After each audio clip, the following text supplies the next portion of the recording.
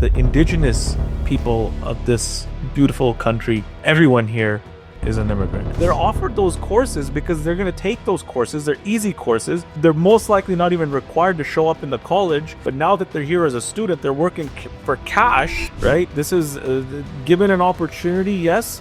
The institutes are exploiting the students, and the students are exploiting the immigration system.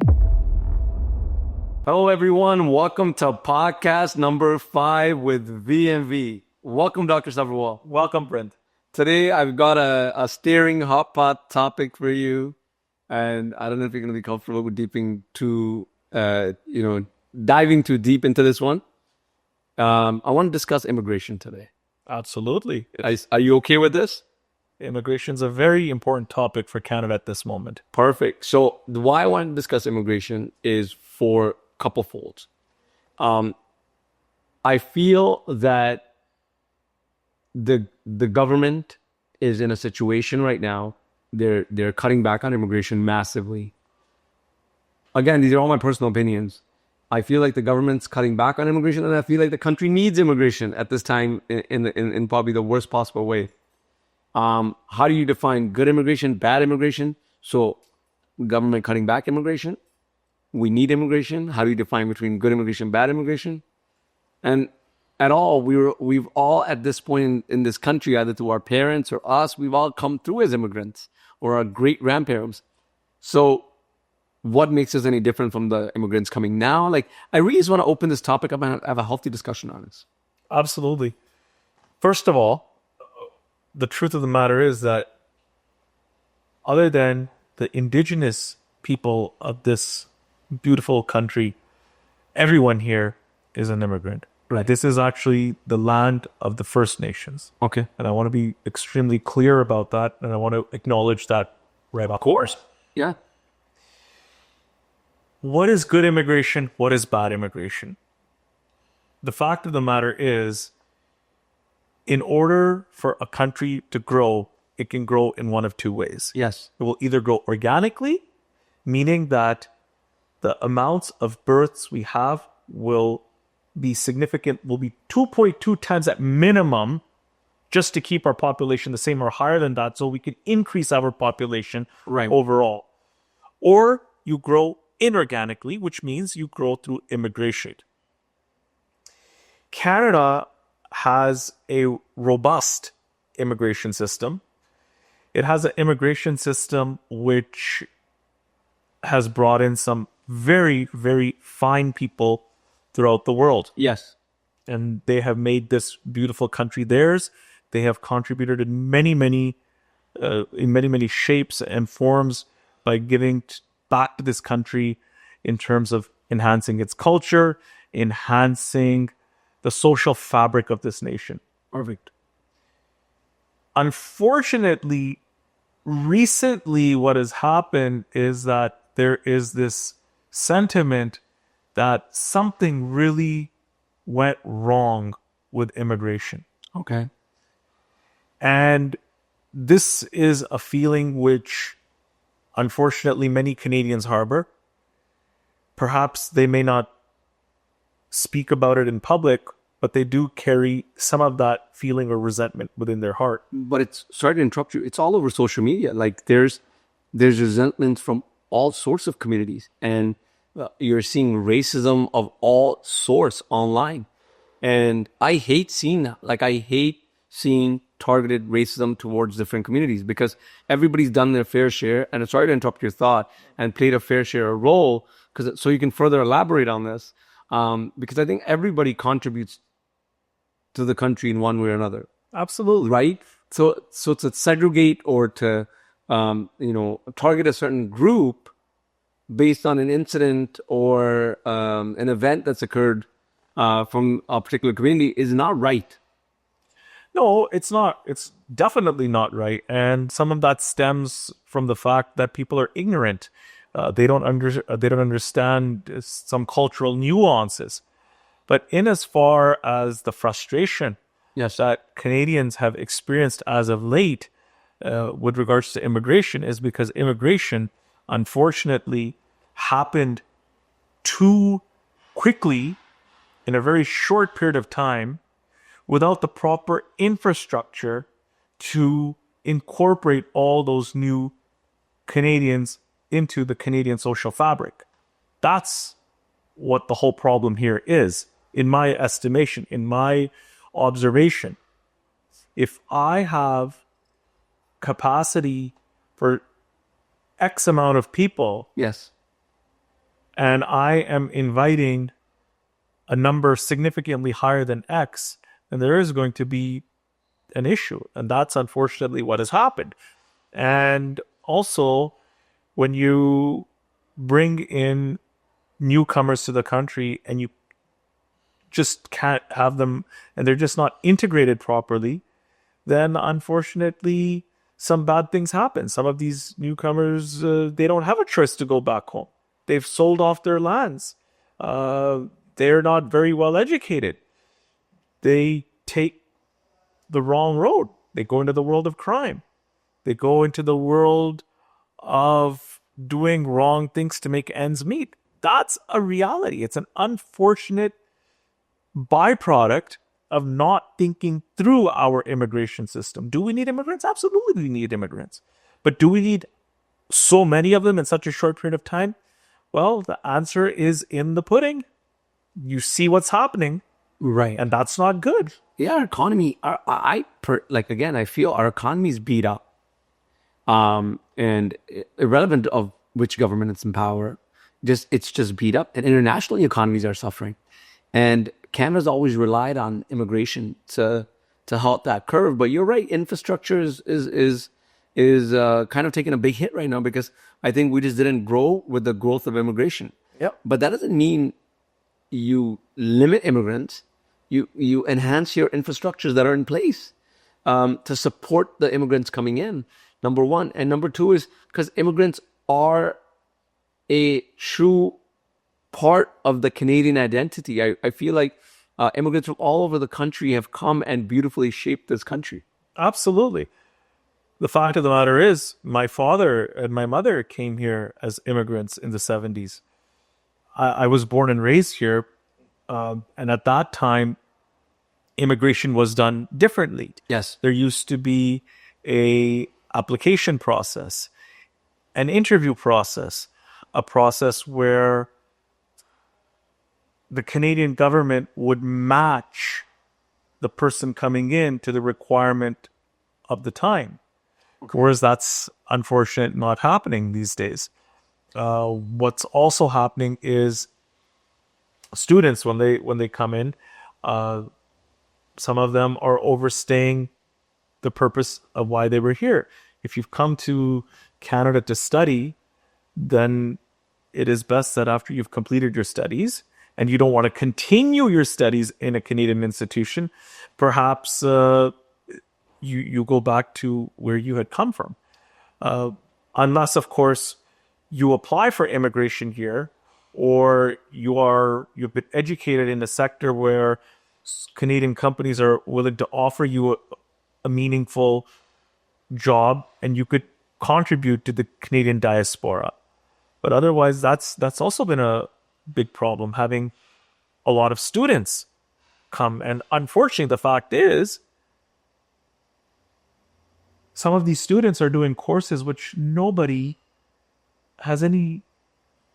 There's after fulfilling these courses, you can't do anything anyways.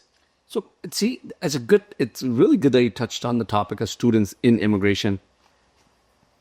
I had like a two-sided opinion on this. Okay. I'm not very like straightforward cookie cutter on this one. The reason why is I agree with the fact that students are coming here to study. They should study, and whatever the means of that is afterwards, like if that's what they were coming here to do, they leave. Yep. They don't overstay, because that's the kind of things that weaken the infrastructure. But the catch-22 to that is we're bringing students in, and I feel like they're being exploited, and nobody's really calling out the people exploiting them. There's students being exploited in workplaces. There's students being exploited in colleges. there's students being exploited when it comes to immigration. Like when I say immigration, like immigration agencies or immigration firms. And I genuinely feel bad about that. Because I'm so involved in the business, I kind of refrain from saying these things. I don't want to, don't want to offend anybody, but at the same time, I got to speak up for what's right and wrong. And so if we're bringing students in, we got to understand what their intent is at the time of application. I don't think you'll ever be able to do that. Hear me out. If we did that, it's like, why wouldn't we be able to do that? When there's if it's a heat wave, you get an alert, there's a heat wave. When there's a travel advisory, you give a travel advisory. When there's a snowstorm coming, you advise. Why would you not create some sort of advisory board? And you see, it might be easier said than done, but why wouldn't you create some sort of advisory board around students? Because students add great economic, great educational wealth to this country. It's a fact. They do if they're studying the right thing. But here's the thing: they could be studying whatever they want. So No. hear me out. Who's exploiting them? Then the educational institutions are. Well, the educational institutes are offering courses which no Canadian would ever take because it wouldn't do anything to improve their life. But then why are they being offered? I'm sorry, but why are they being offered those courses anyway? They're offered those courses because they're going to take those courses. They're easy courses. They're most likely not even required to show up in the college. But now that they're here as a student, they're working for cash somewhere else. But now you're adding to what I'm saying. So this is not a system we're developing. We're setting ourselves up for failure because you're exploiting the students. And all of this is all exploitation. I believe that this is a double exploitation, right? This is given an opportunity. Yes, the institutes are exploiting the students, and the students are exploiting the immigration system. But again, so now we come back to what I just said. If you were to interview students in India as they were coming abroad, you were to interview students for whatever countries that they're coming from, and there was an interview process in place, and it shouldn't be an interview process of fear or coming from a place of fear. It should be transparency. And if the student says they want to come to the country and stay, and it could be from any part of the world, we need to keep that in factor in our application process and not use that as a means of refusal, not use that as a avenue to create fear for the students, rather than welcome that with open arms and have an education system based around that. Maybe put that into categories which are designated or required within Canada. It could be any sort of work environment. But we're not doing that. So we're opening up a floodgate now to exploit them through education, through jobs, and through immigration. We're not looking at the other tier of this. Everybody just looks at students. Remember, I got two sides to this, right? But you got students coming here. They don't have the vast majority of their parents, wherever they're coming from, or in the country that they're coming from. So they don't have a support system in, right? And when they start falling through the cracks, I'm sorry I'm being passionate on this one. I really feel because I'm there on the phone, I genuinely feel for students and the racism that they feel at the helm of this, disastrous. So when they're falling through the cracks, what are we doing as a community to uplift them? I'm telling you, there might be some or there might be few, but not a lot. And so if we just set up a better interview process, a better application process, a better system for them as they're coming abroad. Remember, I was on the other tier. I was like, oh my God, students are coming here. They're fighting. They're doing this because they're falling through the cracks. If our kids were going through the same thing, we wouldn't disown them. We would stand behind them. We'll help them fight through the system. And we'll help them get better. And their means might be to get a PR here. It never might be education. But if we screen them better, if we screen the system better, we'll be able to support our infrastructure better. We'll be able to get jobs that some people might not want to do. We might be able to put them in a place where it can help grow our economy. I think opening up the floodgates when we need them and shutting the floodgates when we don't need them is a wrong approach. It's my personal opinion, guys. I apologize if I'm offending anybody. Students, listen, the fact of the matter is a majority of students that come to Canada come with good intention and come in good faith. They do come to study, to educate themselves. Many stay back, but they contribute in a positive manner to the Canadian social fabric. Right. Right? They become tax-paying citizens. Even when you're a student, you go out and buy something, you're still paying taxes. Yes. Right? That's just the reality. You're contributing to the Canadian economy. You're contributing to the Canadian economy. Having said that, what the unfortunate reality is that the very few create a bad name for the very many. But isn't that such in any community? In everything. But right now what has happened is when the last 5-6 years, when you've had so much new people coming into the country, new faces, as a consequence, new values, and furthermore, those values which they bring back from their country of origin. What happens is that the Canadians that are here, they're like, hey, wait a second, what just happened? What just happened? This is not the Canada that I knew. And instead of being rational and thinking about what actually has happened, what's the easiest thing to do? Point fingers. Students do this, immigrants do that. Immigrants are this, students are that. Although that is not the actual fact. Definitely not the right picture. It's not the right, but that is the easiest thing to do, and that's what a lot of people are doing. I'm not saying it's right, but that's just a fact. Right. And it's going to take time. This bothers me though. I don't know. Like I see this online and I respect people's sentiments, but you can't pick on, like when I talk about students, I'm talking about them as a community as well. Can't pick on any particular. I completely agree with you, Vrind. Listen, the other thing is in social media and in popular culture, what's happening right now is what's happening south of us.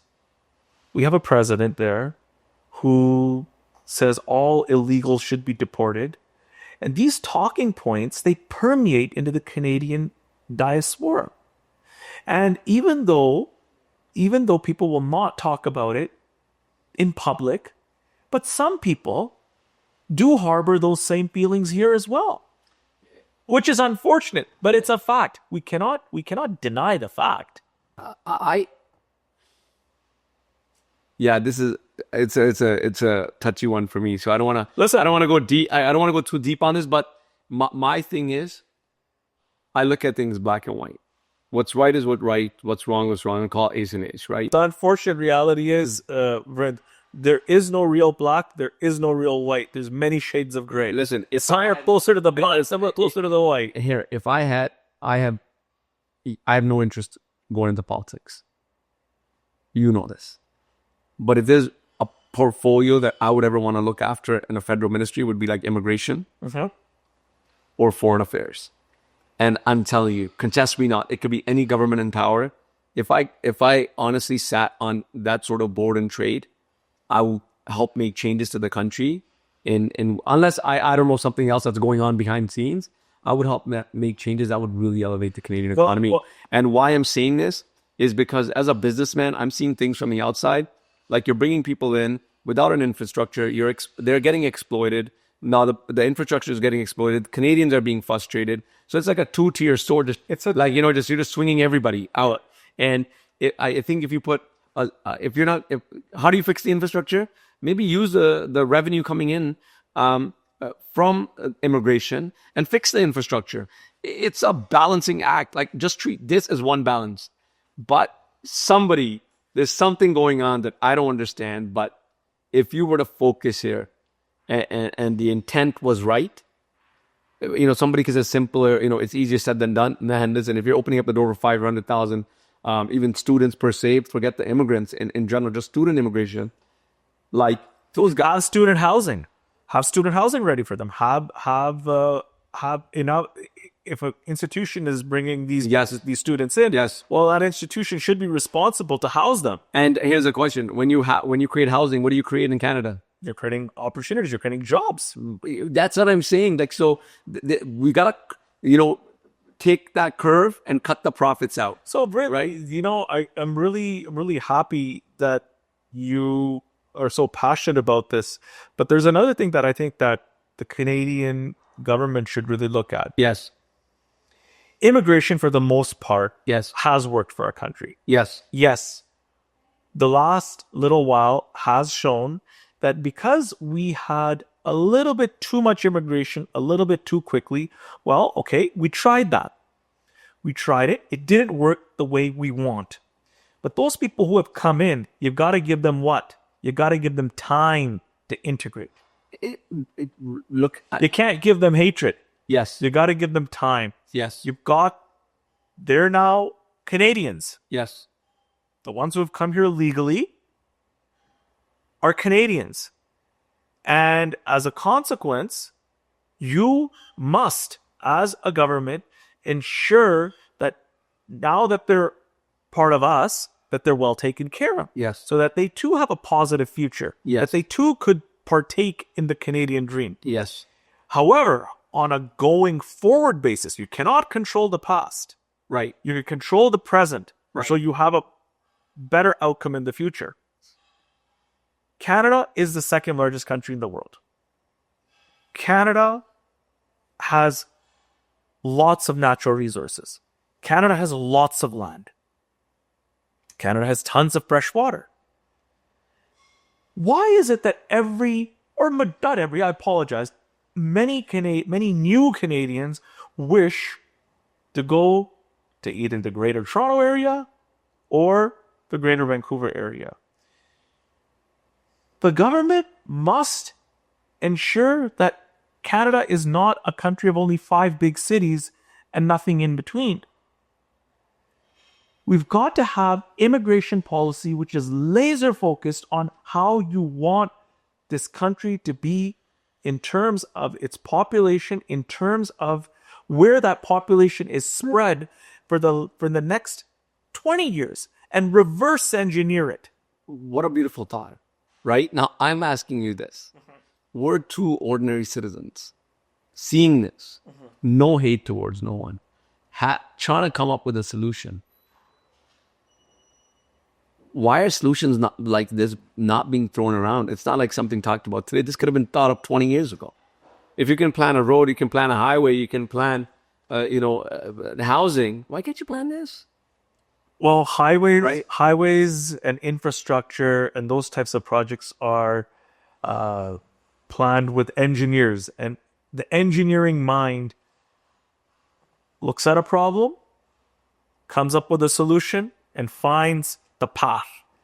However, what's happening here is, and this is what bothers me, is we are having election cycle politics. You cannot have a government in for 4 years.